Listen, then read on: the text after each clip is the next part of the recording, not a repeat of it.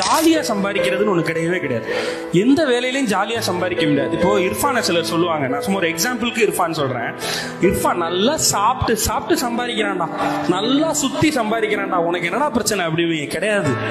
இர்ஃபானால நம்ம சாப்பிட்ற மாதிரி சாப்பிட்டு ரசிச்சு ஒரு விஷயத்த பண்ண முடியாது.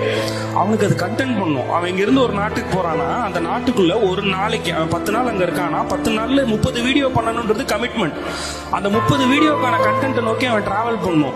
ஒரு மார்னிங் சன்ரைஸ்னா, சன்ரைஸை நம்ம பாக்குறது வேற, இர்ஃபான் பாக்குறது வேற. அதை நமக்கு படம் பிடிச்சி காட்டணும், கரெக்டா அதை பத்தி பேசணும். ஒரு சாப்பாடு இந்த கடையில சாப்பிட்டு அது முடிச்சு அடுத்த 2வது மணி நேரம் இன்னொரு இடத்துக்கு போய் அங்க சாப்பிட்டு அது முடிச்சு இன்னும் 2, இப்படி எல்லாம் நம்மளால பண்ணவே முடியாது. இதை பிடிச்சு பண்றாங்களான்னு கூட தெரியாது. ஆனா கட்டாயத்தின் பேர்ல இன்னைக்கு இர்ஃபானை நம்ம ரசிக்கிறதுக்கு அவன் போடுற எஃபர்ட் இருக்குல்ல, அது ரொம்ப ரொம்ப ரொம்ப ரொம்ப பெருசு. ஓகே, அப்படி சாதாரணமா என்ன சாப்பிட்டு சம்பாதிக்கிற, சுத்தி சம்பாதிக்கிற அப்படின்னு ஒரு வார்த்தையில சொல்லிடவே சொல்லிடாதீங்க. ஜாலியா யாராலையும் சம்பாதிக்க முடியாது.